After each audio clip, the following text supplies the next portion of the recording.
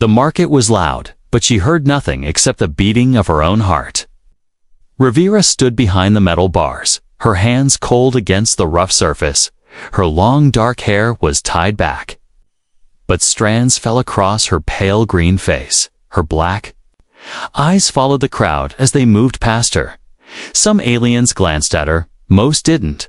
To them, she was just another slave waiting to be bought. The air smelled of dust, burnt oil, and fear. The bright lights above flickered, making shadows dance on the ground. Merchants shouted prices, buyers argued, and the guards walked with weapons ready. Rivera kept her head down, but inside her mind she was screaming. She had made the choice to be here.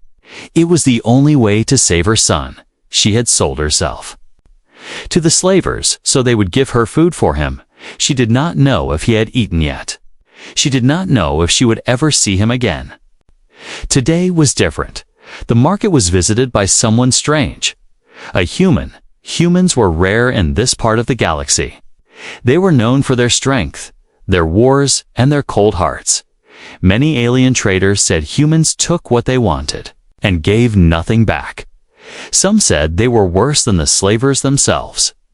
Rivera heard the whispers before she saw him. "He's dangerous," one seller said. "They say his kind does not even blink when they kill." Another murmured. Rivera lifted her head, just a little. A tall figure walked through the crowd. His steps were steady, his eyes sharp. He wore a dark coat, heavy boots, and carried no visible weapon, but everyone moved aside when he passed. His face was pale compared to the other species here. His jaw was strong, his hair short and dark. His eyes, they were not cold like she expected. They were watching, studying, searching. When he reached the slave pens, the guards straightened. One of them spoke quickly, offering prices for the strongest workers. But the human didn't look at them. He looked at her. It was not the look of a man choosing a tool. It was not the look of someone hungry for control. It was something else, something she could not name. And that frightened her more. The guard stepped between them. "This one is weak," he said, trying to turn the human's attention to another slave. "She's small, not good for heavy work." But the human shook his head slowly. "I'll take her," he said, his voice low but firm. The guard laughed nervously. "You want her? You'll regret it?" The human didn't answer. He reached into his coat, pulled out a small device. A quick beep, a flash of light. The payment was made. The bars slid open with a hiss. Rivera's knees felt weak. She stepped out slowly, expecting chains, but none came. The human only nodded for her to follow. No words, no threats. They walked through the market together. The crowd stared. Some laughed, thinking they knew what would happen next. Rivera kept her eyes on the ground. Every step felt like she was walking closer to the end of her life. They reached the edge of the docks. A small starship waited, silver and clean compared to the rusted ships around it. The human pressed a button, and the ramp lowered with a smooth hum. Inside, the air was warmer, cleaner. It smelled of cooked food, something sweet and unfamiliar. He stepped aside and gestured for her to enter. She hesitated. This could be a trap, but staying here was worse. She walked in, her eyes scanning the walls, the doors, the glowing panels. Everything felt too quiet. After the market noise, the human followed, pressing a panel to close the ramp. For a moment, they stood in silence. Rivera waited for him to speak, to give an order. Instead, he walked past her to a small storage unit. He pulled out a folded blanket and handed it to her. "You look cold," he said. She didn't move, didn't take it. Kindness was not something she trusted. "Why?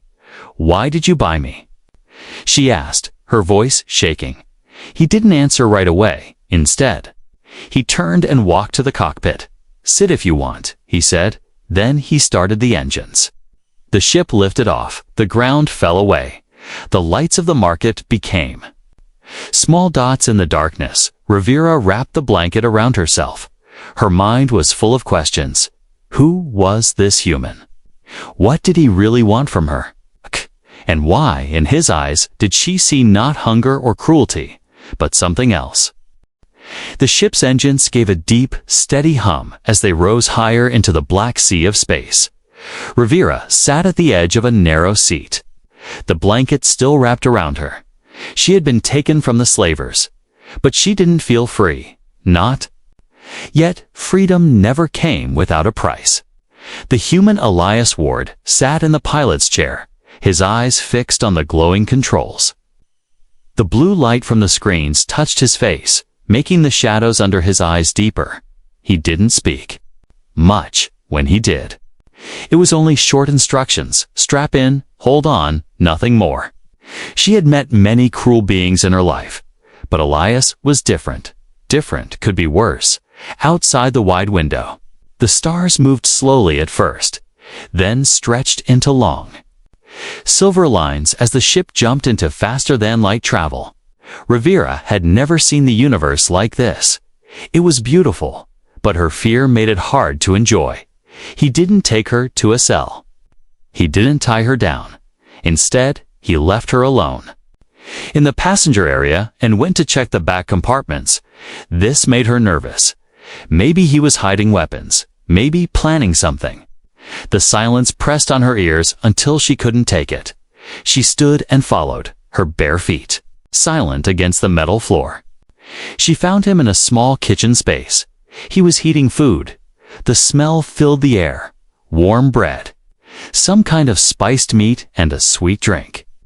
It was the kind of smell that could make a starving person cry. Rivera's stomach twisted painfully. She hadn't eaten in 2 days. Elias noticed her in the doorway, without a word. He placed the food on the table and stepped back. "Eat," he said simply. Rivera didn't move. She knew the tricks. Give the slave food, make them trust you, then take what you really want. Her black eyes stayed locked on his face, searching for the truth. He didn't push her, didn't insist. He only turned away and began sorting through small metal cases on a shelf. Slowly, her hunger won. She moved forward, sat down, and took a bite. The bread was soft, the meat warm. The sweet drink, rich and strange. It was the first time in months that food had tasted like safety. But she didn't forget where she was. She kept one hand near her side, ready to run. Elias came back and placed a small, flat screen on the table. Maps appeared, star systems, trade routes, and marked danger zones. He pointed to one planet. "On the edge of a red zone, this is where we're going," he said. Rivera frowned. "That's slaver territory." She whispered, "Yes," he answered. "That's why I'm going." Her chest tightened. You're taking me back." His eyes met hers for a long moment. "No," he said. "I'm not taking you back." She didn't understand. Then she noticed his map wasn't marking trade stops. It was marking escape routes, supply caches, and hidden safe houses. The thought hit her like a spark. He was planning to go into slaver space for a reason that might involve her, a reason that might involve her child. She said nothing, but inside, her mind raced. Could this be a trick? Or could this human truly be risking himself for something other than profit? Hours passed. She pretended to rest, but when Elias left the cockpit again, she pulled a small communicator from under her clothing. It was the only thing she had kept. Hidden from the slavers, she pressed it to her lips and whispered a short message in her language. Her son would hear it if he was still safe. "I am alive. I will come for you." When she turned, Elias was standing in the doorway. Her heart jumped. She had been caught, but he didn't take the device. He didn't even ask what she said. He just gave the smallest nod, as if telling her he already knew. Later, when she finally lay down in the small sleeping room he offered her, she stared at the ceiling for a long time. She thought about his eyes, not cold, not cruel, but carrying some weight she couldn't yet see. The hum of the ship was steady, but her thoughts were not. Elias Ward was a human in a galaxy where humans were feared. He had bought her without touching her, fed her without asking anything in return, and now he was flying straight into danger. Rivera didn't trust Isley. But one question refused to leave her mind. What kind of man risks his life for someone he just met? The ship drifted through the dark between stars. The hum of the engines was steady. Like a heartbeat, Rivera sat in the small sleeping room Elias had given her. The blanket he'd given still lay over her legs. But her hands were busy. She held the small communicator close to her mouth. Whispering into it in her own language, her voice was soft but sharp with urgency. "Stay hidden, little one," she said. "I am coming for you." She spoke the words twice, sending them through the thin, illegal signal channel. The device blinked green, the message sent. She closed her eyes and pictured his face. Her son Terran, with his small horns just starting to grow. She remembered the last time she saw him, hungry and cold. She had promised herself she would keep him alive, even if it cost her everything. She tucked the communicator back into the seam of her clothing. It was dangerous to use. If the slavers traced it, they could find him and her, but she had no choice. Her heart ached like a wound. The door slid open with a soft hiss. Elias stood there, one hand resting on the frame. She froze, caught, but he didn't ask what she was doing. Instead, his eyes moved to the blanket on her lap. "Ship's heating isn't perfect," he said quietly. "You should keep that on." Rivera didn't reply. Humans were unpredictable. Sometimes gentle, sometimes deadly. She couldn't decide yet which one he was. He didn't push her for answers. Instead, he stepped inside and placed something on the table beside her bed. It was a small plate with bread, fruit, and a cup of warm liquid. "Eat when you can," he said. Then he turned to leave. Her voice stopped him. "You know, I sent a message," she said. He paused, then nodded without looking at her. "Yes, you're not going to stop me." "No," he said, and there was something heavy in his tone. "I'm not here to own you." The door closed behind him. Her chest felt tight. Not with fear this time, but with confusion. No one in her life had ever ignored a weakness they could use. Why would he? Later, when she went to the cockpit, Elias was sitting in the pilot's chair, watching the stars. The maps were still glowing, but new marks had been added: routes through asteroid belts, abandoned mining tunnels, shadow ports. She could see their destination was deep inside slaver-controlled space. "Why?" she asked. Standing behind him, he didn't turn his head. "There's someone there I need to help." Her stomach twisted. "Someone like me." "Yes," he said. And she could hear the unspoken truth. He meant her child. He already knew. Her knees felt weak. "How long have you known?" "From the moment I saw you," he said. "Your eyes were looking at someone who wasn't there." She gripped the back of the chair.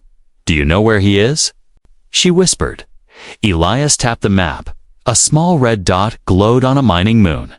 "That's where the slavers keep their unclaimed property," he said. "Children, old ones, the ones they think are useless." Her hands shook. "That's a death place," she said. "Not if we get there first," he replied. For a moment, she just stared at him. Humans were not known for saving alien children. They were known for saving themselves. But his voice was steady, his eyes clear. He meant it. The next hours passed in silence.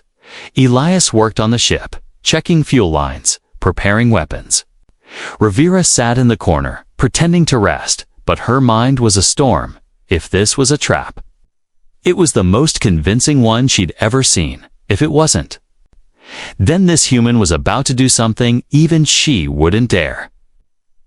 When the ship dropped out of hyperspace near a small, dead-looking asteroid, Rivera felt her pulse quicken. "This isn't the moon," she said. "No," Elias replied. "It's where we meet the one who can get us in." He opened the comms and sent a short signal. A shadow moved on the far side of the asteroid. A smaller ship emerged, painted black, with no lights. It docked with a quiet click. The airlock opened, and a figure stepped inside, an alien with 4 eyes and a long scar across his throat. He looked at Rivera, then at Elias. "You're crazy," he said, "going there for a kid." "You'll both die." "Maybe," Elias said, "but we're going anyway." The alien smuggler shook his head, but handed Elias a small device. "This will get you through their scanners," he said. "Once you're inside, you have 10 minutes. Before they know you're there, Rivera listened, her heart pounding. 10 minutes to find her son in a place full of guards and locked doors. It was impossible. But the human was already planning the route as if failure wasn't an option.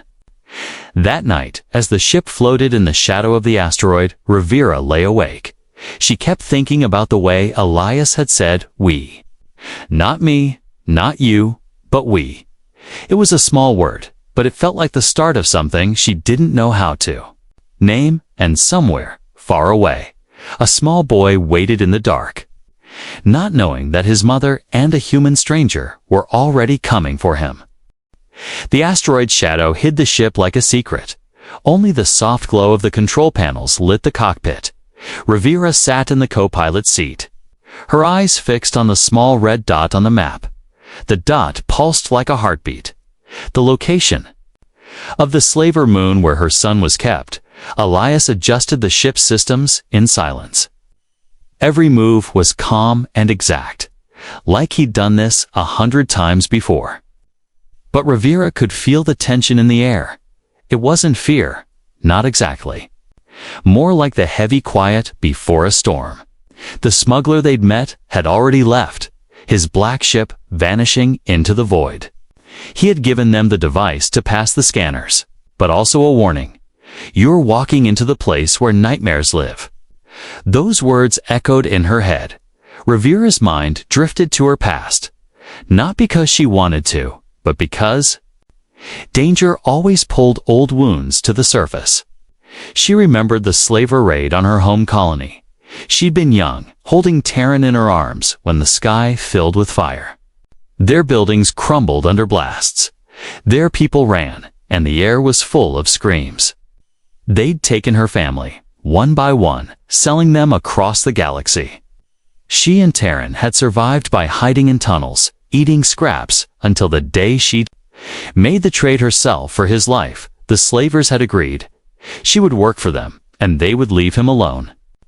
It was a lie, of course, the moment she was taken. They put him in the unclaimed camp, the place for the weak and unwanted. That memory burned in her chest like a brand. Elias noticed her quiet and spoke, his voice steady. "You've seen that place before?" Her head turned sharply. "How would you know?" "I've been there," he said simply. For a moment, she thought she'd misheard. "Why?" His hands paused over the controls. "They took someone from me," he said. "I didn't get there in time." His jaw tightened. "I'm not making that mistake again." The words sat between them like heavy stones. She didn't ask who. Family, friend, lover. It didn't matter. What mattered was that his past had teeth just like hers, and now both their paths had led to the same enemy. A warning tone beeped from the console. They were approaching the first patrol zone. Elias activated the smuggler's device. The ship's systems shimmered and shifted, changing its ID signature. On scanners, they would appear as a standard cargo vessel. It was a thin disguise. One wrong move, and the slavers would see through it. As they passed into the patrol's reach, Rivera's hands clenched around the armrests. A massive slaver frigate drifted nearby, its black hull covered in scars from battles long past. Dozens of lights blinked along its side like watchful eyes. For endless seconds, they floated under its gaze. Rivera felt her pulse in her throat. If they were scanned too deeply, it would be over. Elias didn't look away from the controls. He moved the ship slow, steady, like a shadow across still water. When they finally cleared the patrol zone, Rivera let out a breath she hadn't realized she was holding. "You've done this before," she said quietly. "Too many times," he replied. They were close now. The slaver moon filled the window. It wasn't a natural world. Its surface was carved into massive steel structures. The land scraped bare. Huge docking towers rose like jagged teeth, and faint smoke curled from vents. The size of cities, it was a place built for control, not life. As they moved toward the lower orbit, Elias shifted the course to avoid the main landing bays. "We're going through the waste shafts," he said. Rivera frowned. "Waste shafts? That's dangerous. That's why they won't be watching," he said. The plan was madness. The shafts carried toxic exhaust and trash from the entire station. One wrong calculation and they'd be burned alive or crushed by machinery.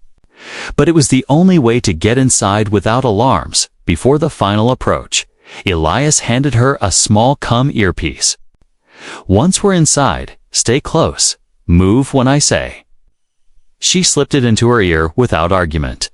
There was no room for pride here. Only survival.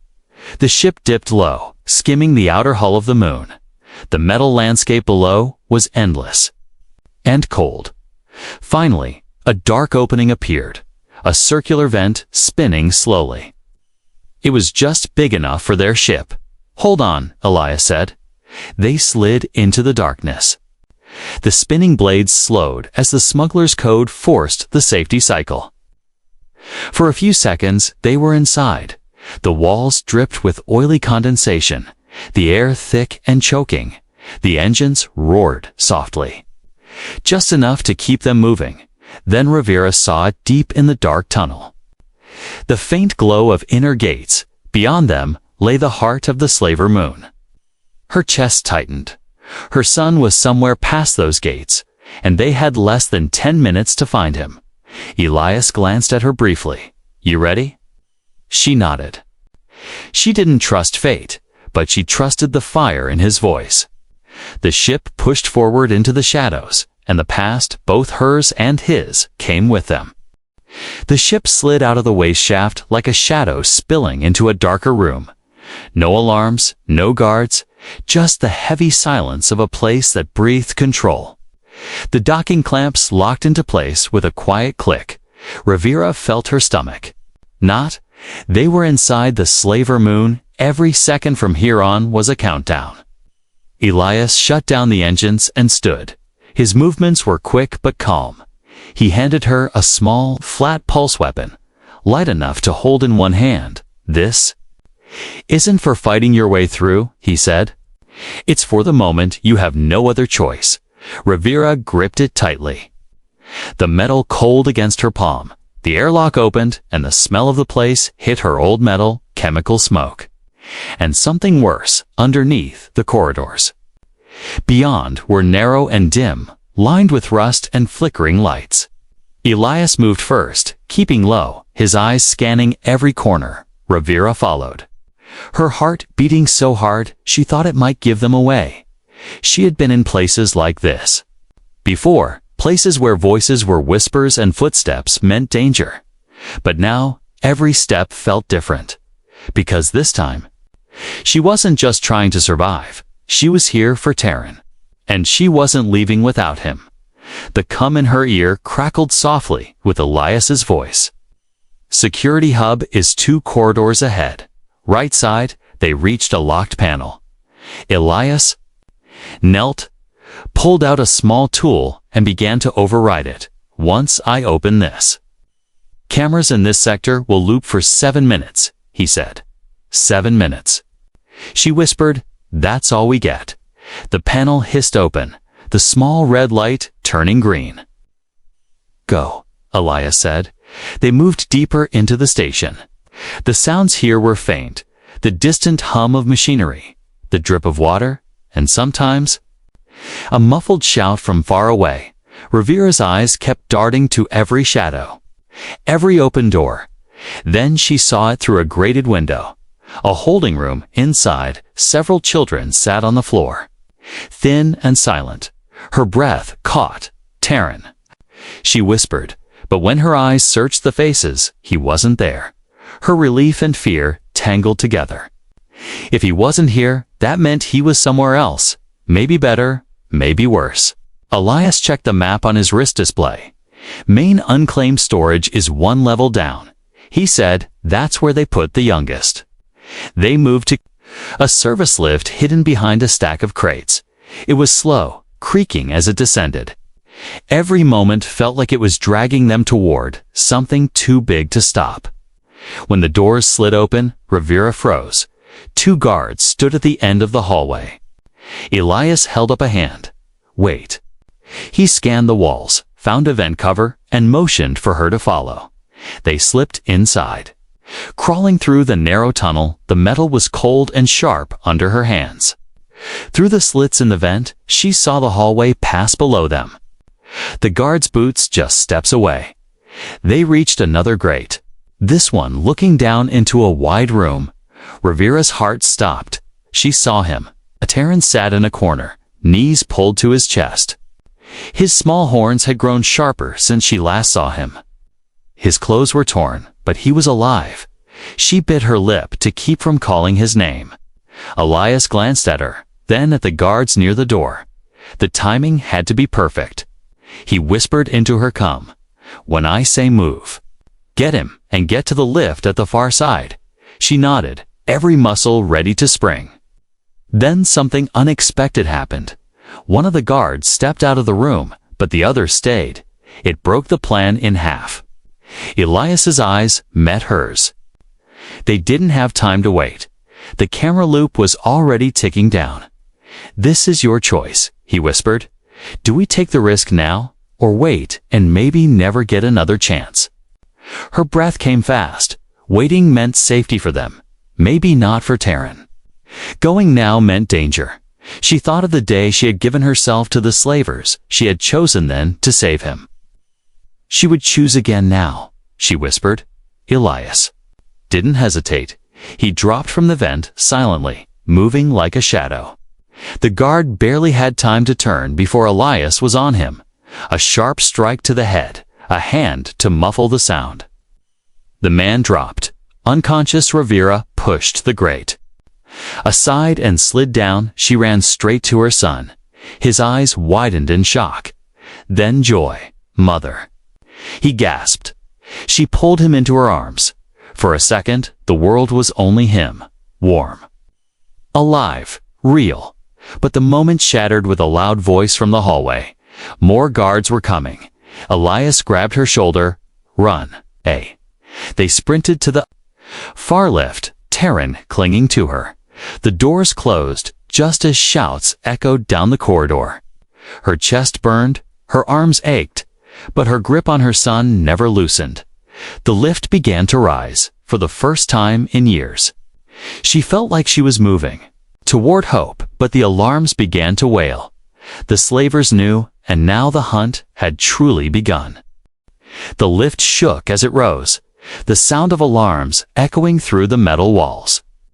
Rivera clutched Terran close, her heart pounding so hard she could feel it in her fingertips.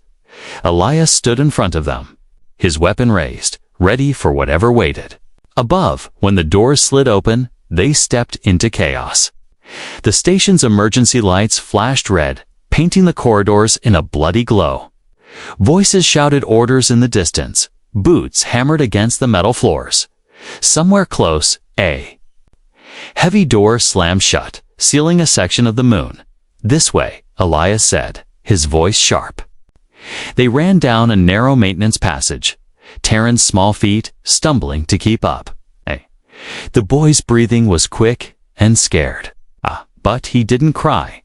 He understood enough to know that sound could mean death. Rivera could hear the slavers moving to cut them off. They weren't trying to chase blindly. They were hurting. Forcing them toward the docks where guards would be waiting, Elias stopped at a corner and glanced at the wall panel. He pulled a small disc from his pocket and stuck it to the controls. The disc beeped once, then hissed as it burned through the circuitry. The door beside them slid open to reveal a dim, twisting service tunnel. "In," he ordered. The tunnel was narrow and dark, forcing them to move quickly, but low. The air was thick with dust. Every step crunching faintly under their boots. Halfway through, Terran tugged on Rivera's arm. "Mother," he whispered. "There's someone ahead." She froze. A figure stepped out of the shadows, a young alien boy, smaller than Terran. His eyes wide with fear. Behind him, 2 more children appeared. They were lost, hiding. Rivera's throat tightened. She couldn't leave them here. Elisa's eyes met hers, and without a word, he motioned for them to follow. By the time they reached the other end of the tunnel, their small group had grown to 5, but so had the danger. The moment Elias opened the hatch, a blaster shot cracked past his head, burning the wall. Guards, he fired back, quick and precise, each shot forcing the slavers to duck for cover. "Go," he barked. Rivera pushed the children forward, shielding them as they ran into another corridor. The path ahead split in 2. Elias pointed left. "Cargo lifts faster to the waste shaft," he said. They ran, the alarm screaming louder now. Somewhere above, the heavy thump of docking clamps releasing rattled the walls. The slavers were sealing every exit. They reached the cargo lifts, massive platforms designed to move crates the size of small houses. One was already lowering.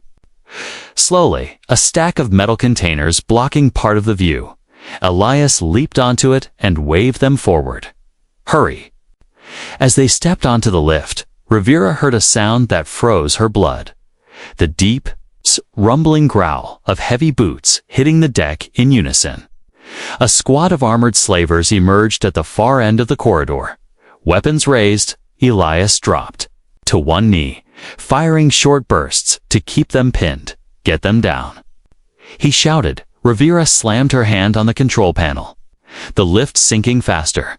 Blaster fire rained against the metal crates, sparks flying. One shot struck inches from Terran, the heat making him flinch. Rivera pulled him close, shielding him. With her own body, Elias kept firing until the lift dropped low enough to block their line of sight. Then he jumped down beside them, breathing hard. They landed in the lower maintenance level, dark, full of the groaning sound of massive machinery. The waste shaft was ahead, its spinning blades slowed by the smuggler's code. But now the timer on that code was running out. "Move," Elias said. They sprinted for the shaft. The roar of the machinery grew louder, the smell of oil and burning metal filling the air. Behind them, footsteps echoed. The slavers had found the lower level. Elias turned, tossing a small object toward the passage they'd just left. It beeped once before exploding, filling the space with smoke and shrapnel. The blast shook the floor, buying them seconds. Seconds they couldn't waste at the shaft's edge. Elias clipped a cable to Rivera's belt and another to his own. "Hold him tight," he said, nodding at Terran. He grabbed the smallest of the other children. Then he stepped forward and jumped into the spinning darkness. The descent was a blur. Wind tearing at their faces, the world spinning around them. Rivera held Terran so close she could feel his heartbeat against her chest. They slid past giant fans and steaming vents, the cables guiding them through the deadly maze. When they landed on the lower docking ring, the air was different, cleaner, open. Elias didn't stop moving, leading them toward a small service airlock at the far wall. Through the narrow window, Rivera saw it, their ship, still hidden where they'd left it. But as they reached the airlock, a shadow moved inside. A slaver guard, tall and armed, blocking the way. Elias didn't hesitate. He lunged forward, the 2 men crashing into the wall. The fight was fast and brutal. A strike, a twist, a hard slam to the guard's helmet. The man went down. Elias yanked the airlock open. "Get in," he shouted. One by one, the children scrambled through. Rivera pushed Terran inside, then followed, Elias coming last. The door sealed behind them. The ship's ramped closing as engines roared to life. Through the small window, Rivera saw the slaver. Soldiers pouring into the docking ring. They fired, but it was too late. the ship lifted, turning hard toward the waste shaft exit, and then, with a blinding flash of light, they were back in open space. Only then did Rivera breathe again. Terran's small hands clung to her. Elias sat heavily in the pilot's chair, his face pale, but steady. They had made it out, but she knew the fight wasn't over yet. Not while the slavers still lived. The stars stretched into thin silver lines as the ship leaped into hyperspace. The alarms and gunfire of the slaver moon faded behind them. Swallowed by distance, Rivera sat in the passenger seat. Terran curled up against her side, his breathing was slow now, heavy with exhaustion. She brushed a hand over his hair, not quite believing he was really here. Across the cockpit, Elias sat in the pilot's chair, his hands steady on the controls. The light from the screens painted his face in soft blues and golds. For the first time since she had met him, she noticed how tired he looked. Not the tiredness of the body, but the kind that lived deep inside. The kind carried by someone who had seen too much. She wanted to thank him, but the words felt too small for what he had done. Instead, she asked, "Why?" He glanced at her, one eyebrow raised. "Why did you do this?" She said, "You didn't even know me." For a moment, he didn't answer. His gaze returned to the stars outside, because once, he said slowly, "Someone needed me. And I wasn't there." His voice was low, almost swallowed by the hum of the engines. "I can't change that. But I can choose not to make the same mistake again." The ship fell quiet after that. Rivera looked down at Terran's face. Peaceful, for the first time in months, her chest ached. Not with fear this time, but with something warmer. Something she had not felt since before the slavers came. Hours passed, the ship glided through space, leaving the danger farther behind. At some point, Terran woke, his small hands clutching the blanket Elias had given her days ago. "Mother," he whispered. "Are we safe now?" Rivera hesitated, then nodded. "For now," she said softly, "we are safe." Elias set the ship's autopilot and stood. "There's food in the galley."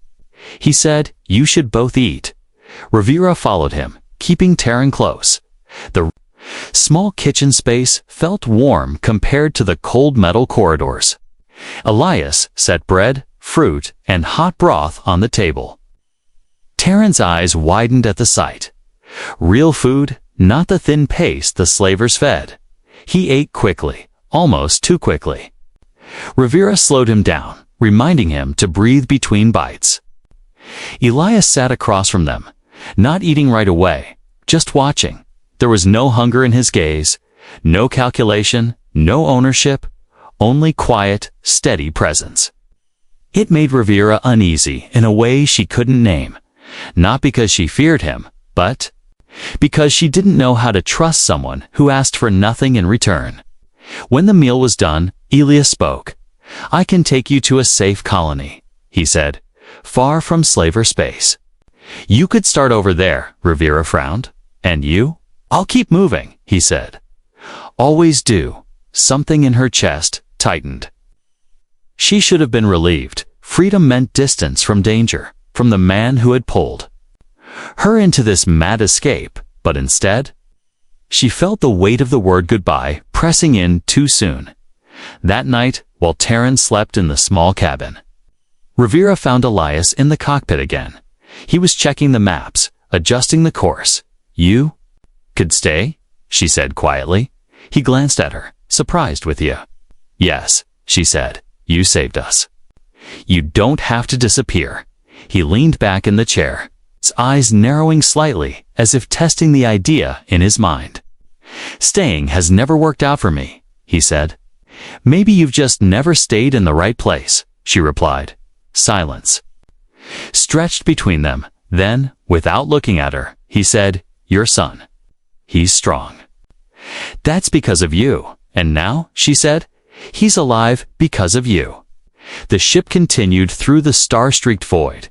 Outside, the universe was vast and dangerous. But here, in this small metal space, something felt steady. For the first time in years, a day later, they reached the edge of safe territory. The colony Elias had mentioned appeared on the screen. Green fields, blue water, and cities without walls. Terran pressed his face to the glass, staring at the sight. "It's beautiful," he whispered. Elias began the landing sequence. Rivera watched him. Knowing this might be the last time, when the ship touched down, the ramp lowered, letting in the warm air of the new world. At the bottom of the ramp, Rivera turned to face him. "You could come with us," she said again, her voice softer now. Elias hesitated, then smiled, "Just a little, I think." "I might." Terran looked up at him with wide eyes. "Will you be my friend?" he asked. Elias crouched to meet his gaze. "Better than that," he said. "I'll be family." And for the first time in a long time, Rivera believed that, maybe, just maybe, the future could be more than survival. They stepped into the sunlight. Together, human, alien, and child. Not bound by blood, but by choice, a chosen family. One the slavers could never take from them again.